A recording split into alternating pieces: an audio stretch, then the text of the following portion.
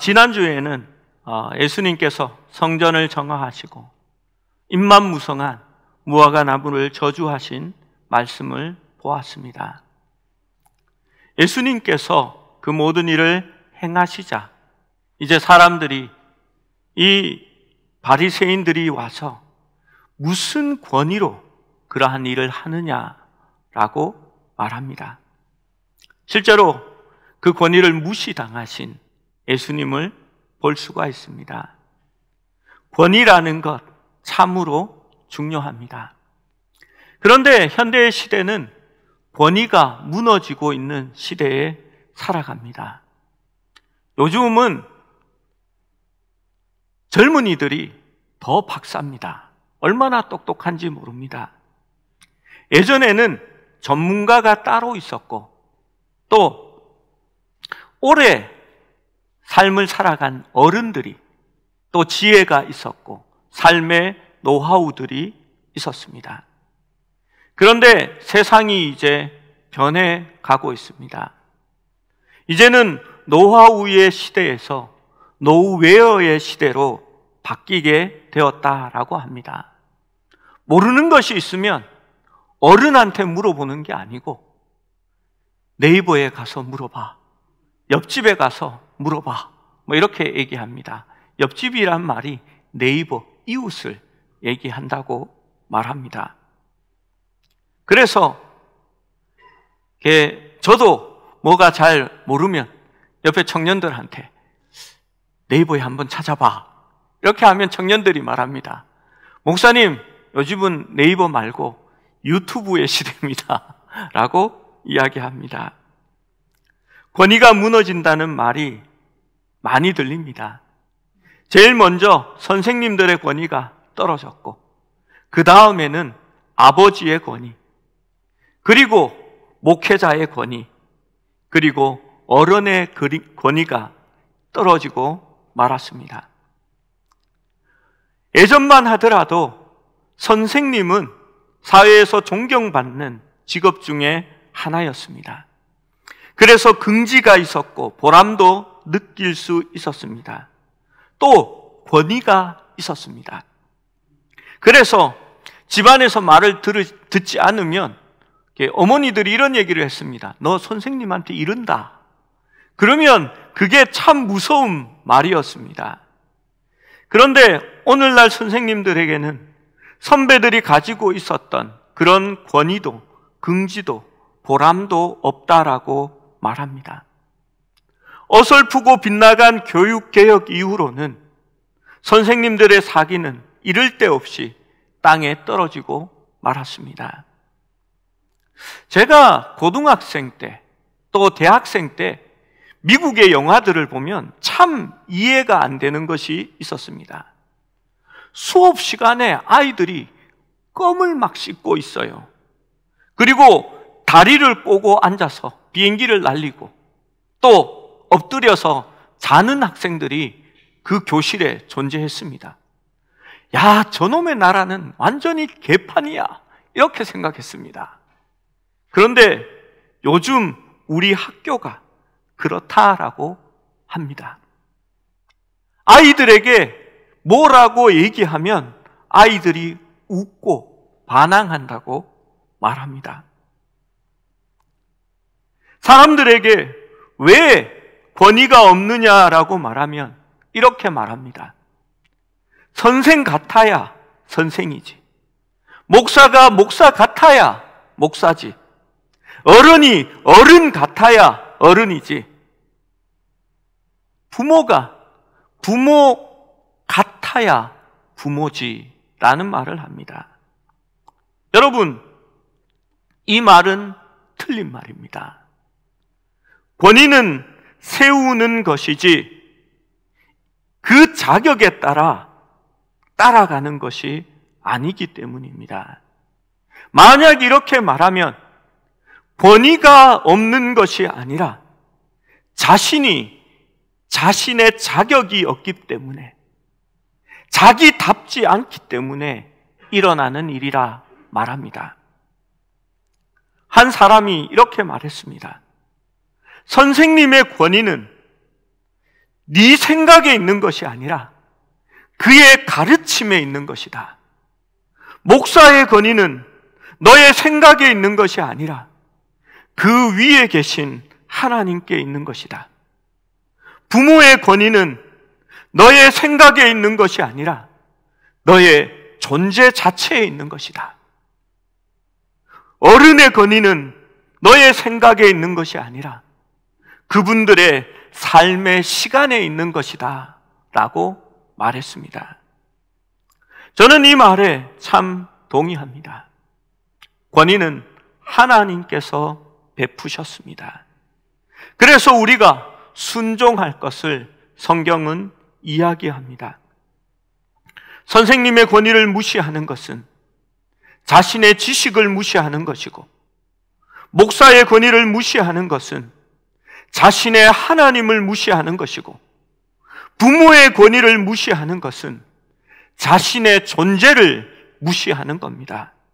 어른의 권위를 무시하는 것은 자신의 미래의 시간을 무시하는 것이 될 것이기 때문입니다. 우리의 생각과는 상관없이 권위는 그 자체로서 권위를 갖는 데에 있습니다. 여러분, 교회에 문제를 일으킬 가능성이 있는 사람을 저는 잘 압니다. 제 촉이 참 잘 맞습니다. 여러분, 그 중에 하나가 뭔지 압니까? 저한테 와서 묻습니다. 목사님, 신전도사 어디 갔어요? 목사님, 김 목사는 왜 안 보여요? 라고 이야기합니다. 여러분, 저는 저희 교육자들에게 그렇게 대하지 않습니다. 저한테 10년, 20년이 후배라도 저는 님자를 붙이고 깍듯이 존대합니다. 그들이 말씀을 전할 때에 그 말씀은 하나님의 말씀이고 내 위에 있는 권위이기 때문입니다.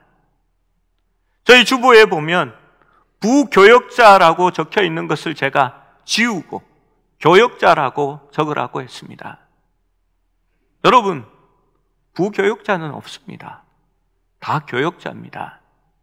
교회 안에 담임 목사와 목사가 존재하지, 물론 담임 목사도 목사입니다. 그렇지만 교회의 전체 책임을 맡았다고 담임 목사입니다.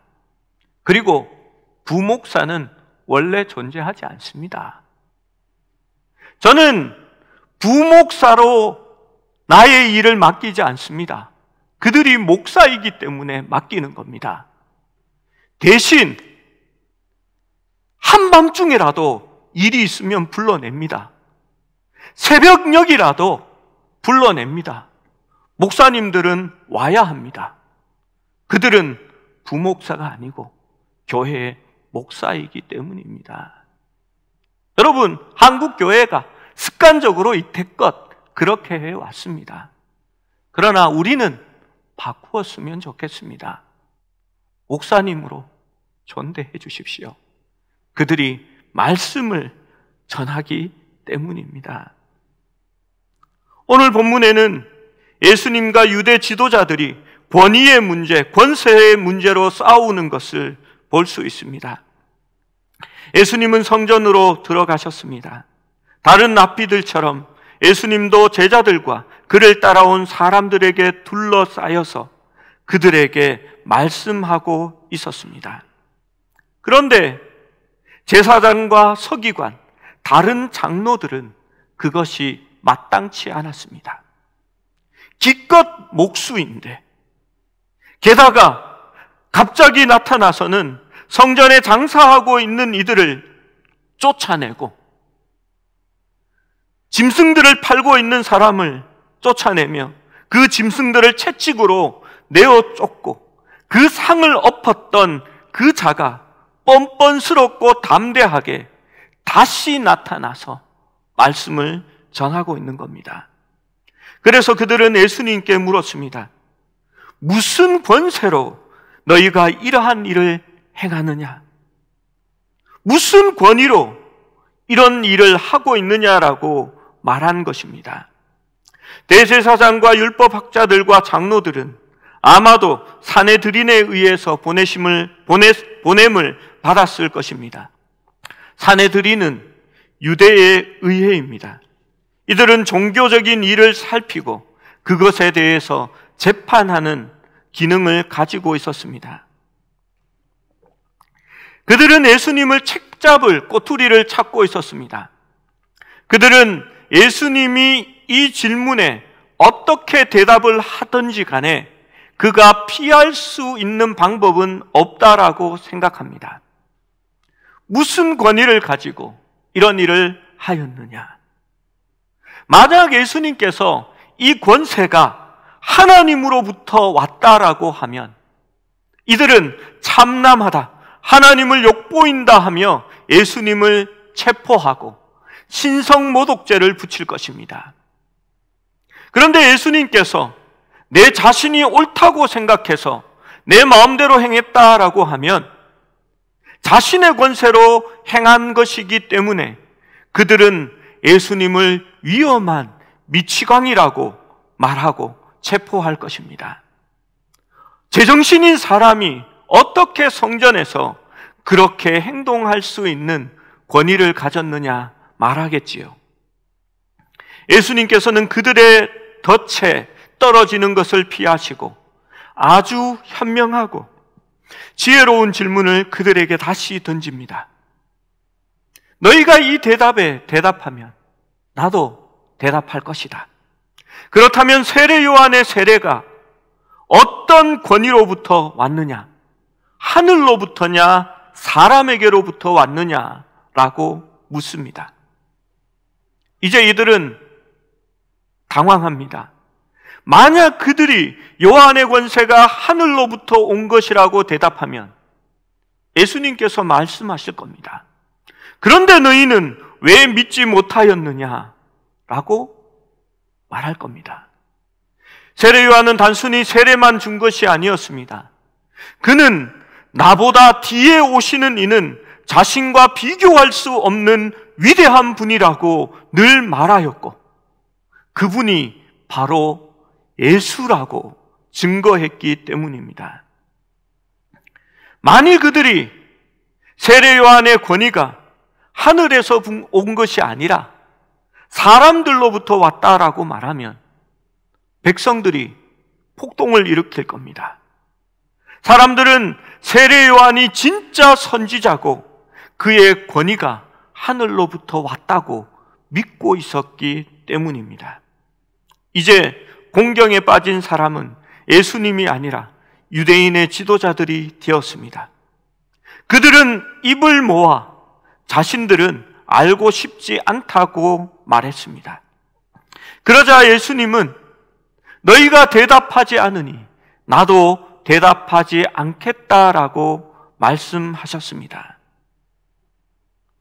그런데 예수님의 질문은 예수님의 정체에 대해서 묻는 질문보다 더 근본적인 문제가 그들에게 있다라는 것을 암시하고 있습니다.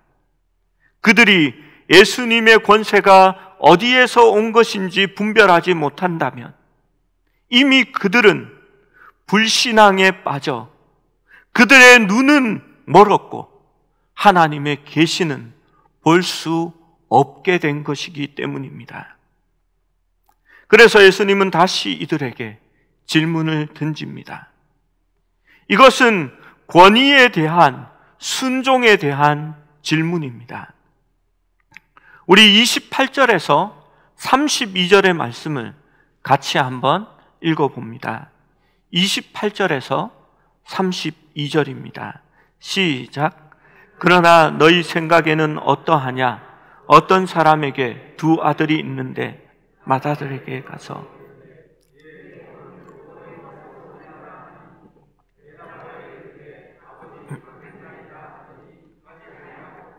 둘째 아들에게 가서 또 그와 같이 말하니 대답하여 이르되 실소이다 하였다가 그 후에 뉘우치고 갔으니 그 둘 중에 누가 아버지의 뜻대로 하였느냐? 이르되 둘째 아들이니이다. 예수께서 그들에게 이르시되 내가 진실로 너희에게 이르노니 세리들과 장녀들이 너희보다 먼저 하나님의 나라에 들어가리라. 요한의 의의 도로 너희에게 왔거늘 너희는 그를 믿지 아니하였으되 세리와 장녀는 믿었으며 너희는 이것을 보고도 끝내 뉘우쳐 믿지 아니하였도다. 아멘. 여기에서 그 아버지가 자식들에게 시켰는데, 첫째는 가겠다 하고 가지 않았고, 둘째는 가지 않겠다 하고 뉘우치고 갔습니다. 우리 김신우 목사님이 곽선희 목사님 설교를 들었던 이야기를 하시더라고요.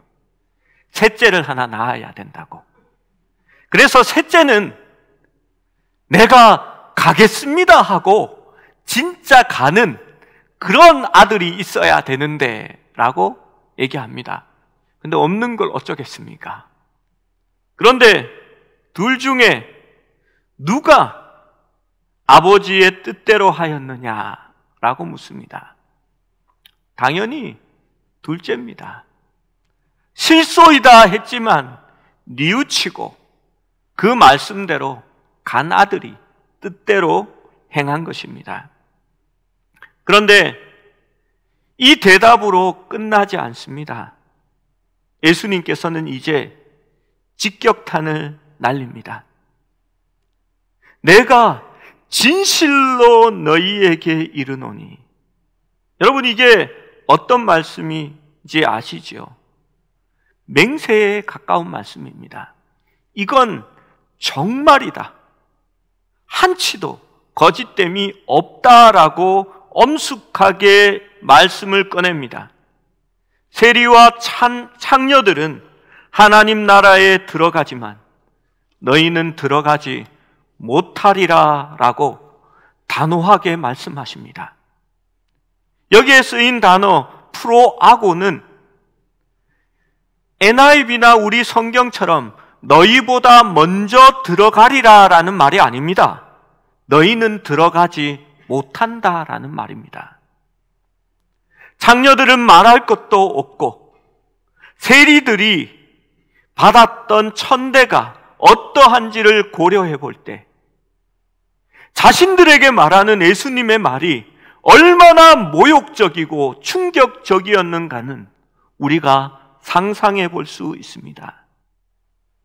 예수님이 계셨던 그 사회에 쓰레기와 같은 자들, 정말 순도 99%의 죄인들이 하나님께 싫다라고 말하다가도 회개하고 하나님의 뜻을 행하여 하나님 나라에 들어가는 반면에 종교 지도자들은 하나님께 늘 큰 소리로 예, 하겠습니다, 우리는 합니다, 잘하고 있습니다 라고 했지만 그들은 말씀을 따르지 아니함으로 말미암아 하나님 나라에 들어가지 못한다라고 말하는 것입니다. 여러분, 과거에 어떻게 살았느냐가 문제가 아니라 지금 내가 하나님 앞에 순종하고 그의 권위 아래 들어가는 것이 중요합니다. 제가 예전에 있었던 교회에서 일본에 교회 하나를 세웠습니다. 그리고 그 교회 목사님을 가나자와 야스히로 목사님으로 세웠던 일이 있었습니다. 가나자와 목사님은 우리에게도 꽤 유명한 분입니다. 이분이 야쿠자에서 일본에 손가락 안에 들어가는 그러한 분입니다. 그러다가 아내의 권유로 또 아버지의 죽음으로 말미암아 그가 예수를 믿습니다. 그리고 야쿠자에서 나오기 위해서 많은 고통을 겪다가 결국은 자기의 손가락을 자기가 자르고 나서야 거기에서 나올 수 있었습니다. 이분이 제가 있었던 교회의 세미나에 참석한다고 해서 제가 인천공항으로 이분을 모시러 갔습니다. 차에 태우고, 저는 일본말을 할 줄 모르고 그분은 한국말이 서툴러서 둘이 안 되는 영어로 간단한 소통만 하고 있었습니다.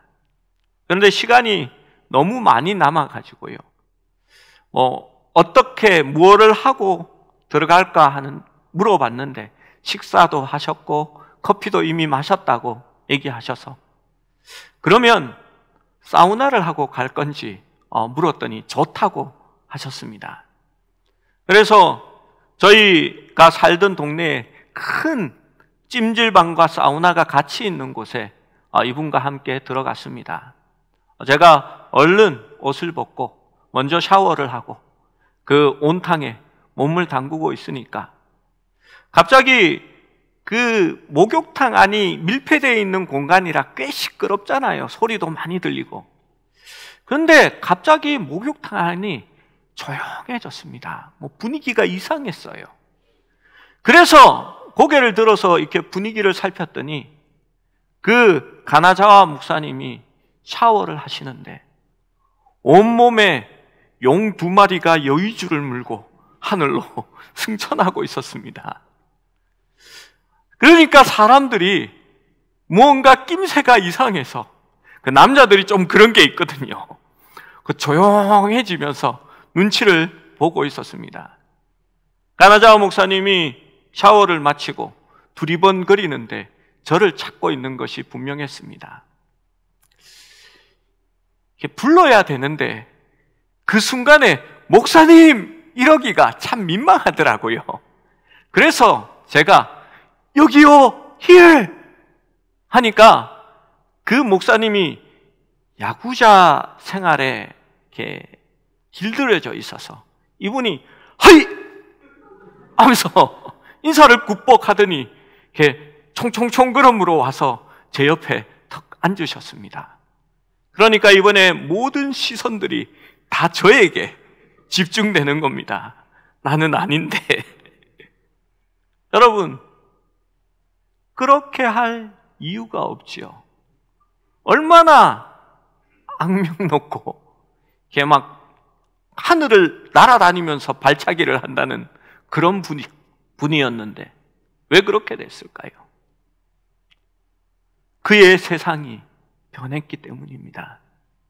하나님 안으로 들어왔고 하나님의 질서 안에 다시 놓이게 된 것입니다. 그래서 순종하는 삶으로, 또 하나님 안에서 종의 모습으로 이제 바뀌어진 것입니다. 그런데 그런 분들도 순종하는데 교회 안에서 열심히 신앙생활 한다면서 좋은 일은 자기가 다 한다고 하면서 이렇게 아유 성도님 그렇게 하시면 안 됩니다. 절대 그러지 마십시오. 이러면 지랄하네. 이렇게 얘기하시는 분이 계셨어요.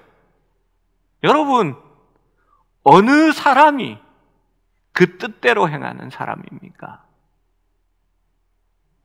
여러분, 둘째입니다. 그 둘째가 아니라 예수님 비유의 둘째입니다.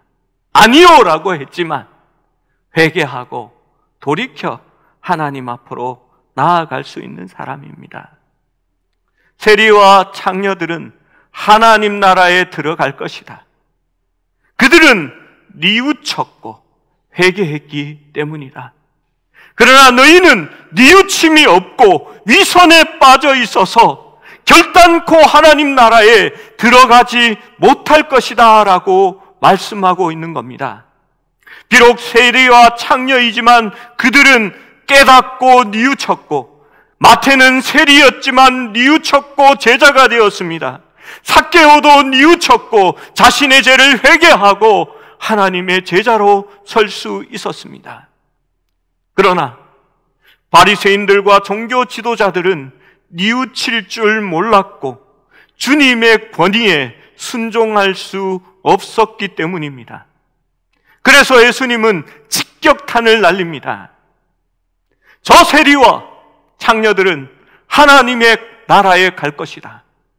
그러나 너희는 가지 못할 것이다 라고 말하는 겁니다. 여러분, 얼마나 굉장한 말씀입니까?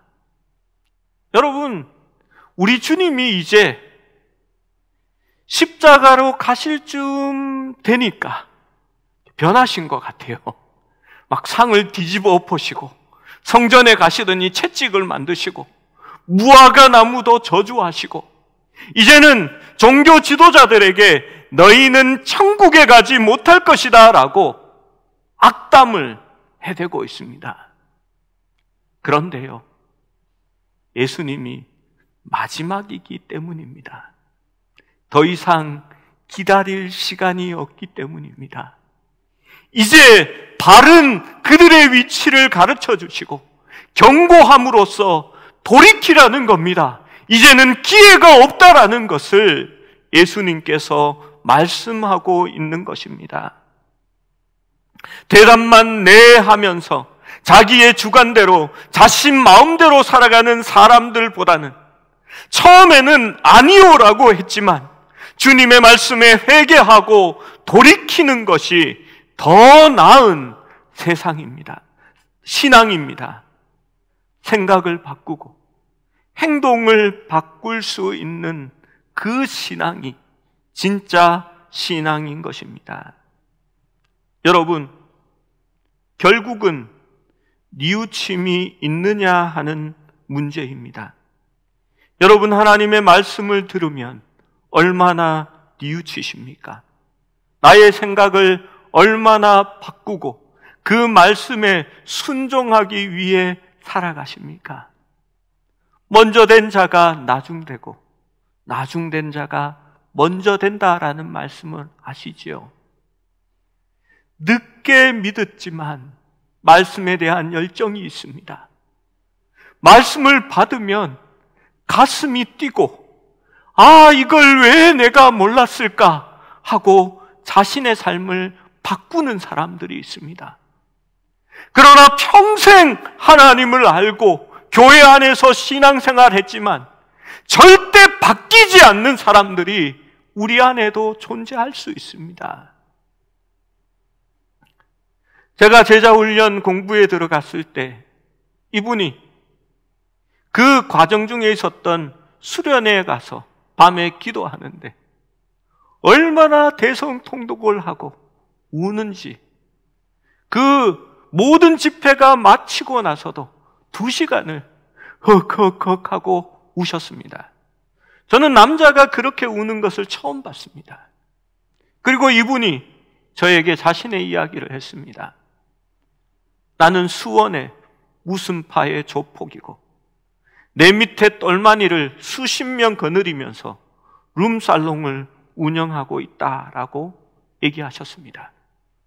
그리고 아내 때문에 자기가 바람을 피우고 사고를 쳐서 아내가 교회에 나가서 제자훈련 받으면 이혼하지 않겠다고 해서 이렇게 참석했다라고 얘기하고 그날 저녁에 말씀으로 자기의 마음에 회개하는 역사가 일어났던 겁니다. 그리고 그분이 그 룸살롱을 정리하고 거룩한 백수로 돌아섰습니다. 여러분, 변화가 생겨난 겁니다.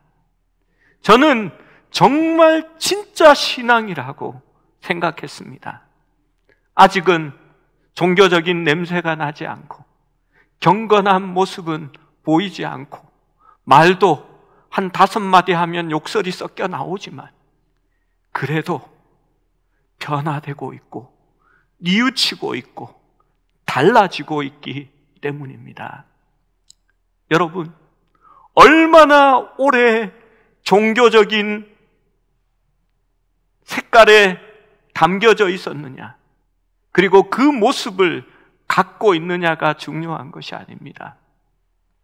날마다 나는 죽어야 하고 날마다 뉘우치고 달라지고 있는 것이 진짜 신앙인 것입니다. 유명한 신학자인 버나드 로너간이라는 사람이 있습니다. 이 사람이 메소드 인 디올로지라는 책을 썼는데 그 책에서 회개란 무엇이냐라는 질문을 던집니다. 그리고 그것은 세 가지 차원에서 오는 것이다 라고 말했습니다. 첫 번째는 지성적 회개라고 말했습니다. 깨달음이라는 겁니다. 전에 깨닫지 못했던 것을 알게 되고 생각을 바꾸는 겁니다. 그것이 첫 번째 회개입니다. 두 번째는 도덕적 회개, 도덕적 회심이 있다라고 말합니다. 이것은 가치관을 바꾸는 겁니다. 전에는 다른 것이 소중했습니다. 그런데 주님을 알게 되고 그 말씀을 즐거워하면서 이제 소중한 것이 바뀌게 되는 것입니다. 세 번째로 종교적인 회개가 일어난다라고 말합니다. 이것은 하나님을 생각하게 된다는 것입니다. 어떤 것을 행할 때마다 우리 하나님의 뜻은 무엇일까? 우리 하나님은 무엇을 기뻐하실까라는 것을, 그러한 마음을 가지게 된다는 것입니다. 그것이 바로 회개다라고 말합니다. 여러분, 회개한다는 것은요, 처음에는 아니라 했을지라도 마음을 돌이켜 아버지의 뜻을 생각하고 그 아버지의 뜻에 순종한다는 것을 의미합니다. 우리는 지금까지 스스로 자신의 삶의 주인이요, 나의 삶의 왕이 되려고 했던 그 모든 죄를 회개하고 이제는 내가 주님의 종이 되고 주님께 순종하는 것이 바로 구원입니다. 그래서 예수님께서는 나를 따라오라고 말씀하시는 겁니다. 여러분, 하나님 안에, 주님의 다스림 안에 들어가야 합니다. 우리는 포도나무의 가지와 같은 존재입니다. 주님 안에 달려있지 않으면 아무런 열매도 맺을 수 없는 존재입니다. 여러분, 교회에 나온다고 해서 주님께 전적으로 순종하는 사람은 아닙니다. 주님의 다스림에 모든 것을 맡겨야 하고 또 그 말씀대로 살아가기 위하여 노력하고 날마다 뉘우치고 변화될 수 있을 때에, 또 변해가고 있을 때야만이 진짜 그리스도인이 되는 것입니다. 내가 원하면 11조를 바칠 거다. 교회가 이 모양이니까 나 11조 안 내. 내가 원하면 나는 기도한다. 내가 원하면 예배 드릴 거야. 내가 원하지 않으면 나는 복음 전하지 않아. 내가 원하지 않으면 교회 안 나올 수도 있어. 여러분, 이런 것들은 주님이 원하시는 일이 아니라 내가 원하는 대로 신앙생활 하겠다는 겁니다. 이런 문제를 해결할 수 있는 유일한 방법은 나의 옛사람이 죽고 새 사람으로 태어나는 것뿐입니다. 따라서 이를 위하여 우리의 심령을 주장하시고 계시는 성령님께 자신을 온전히 내맡기고 그분의 인도를 따라갈 수 있어야 합니다. 여러분, 말씀 앞에 얼마나 뉘우치십니까? 계속적으로 뉘우치고 생각을 바꾸고 가치관을 바꾸고 행동을 바꿀 수 있어야 하는 겁니다. 내 평생에 정당하다고 생각했고 내가 평생을 그렇게 살아왔다 할지라도 주님의 말씀에 비추어서 그것이 다르다면, 옳지 않다면 뉘우치고 돌아설 수 있어야 하는 겁니다. 여러분, 옛날 찬양 중에 그 찬양이, 이런 찬양이 있습니다.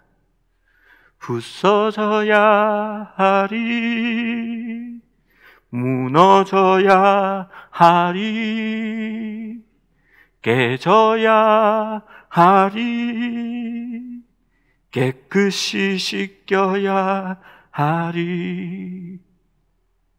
그렇습니다. 우리는 매주 부서져야 하고, 우리는 매주 무너져야 하고, 나는 매주 깨져야 하며, 매주 깨끗이 씻겨져야 하는 것입니다. 뉘우치고 회개하고 아버지의 뜻에 순종할 수 있어야 합니다. 지금은 내가 그것이 싫고, 아버지, 나는 싫어요, 안 해요 라고 대답했을지라도 돌이켜 아버지의 뜻을 생각하고 아버지가 기뻐하신다면 내가 싫어도 순종할 수 있는 그 사람이 하나님의 신앙 안에서 자라나는 사람인 것입니다. 거기에 주님의 축복이 있습니다. 주님은 장녀냐 세리냐를 묻지 않습니다. 뉘우침이 있는 사람이 하나님의 자녀입니다. 뉘우치고 하나님의 뜻을 순종하는 사람이 하나님이 주시는 참된 복을 누릴 수 있는 참된 신앙을 가진 사람들입니다. 사랑하는 여러분, 하나님의 말씀에 비추어서 나를 판단하고 내가 날마다 변해줄 수 있기를 기도하고, 그 주님의 권위, 말씀의 권위에 순종하면서 살아갈 수 있는 저와 여러분, 우리 교회가 될 수 있기를 주님의 이름으로 축원합니다.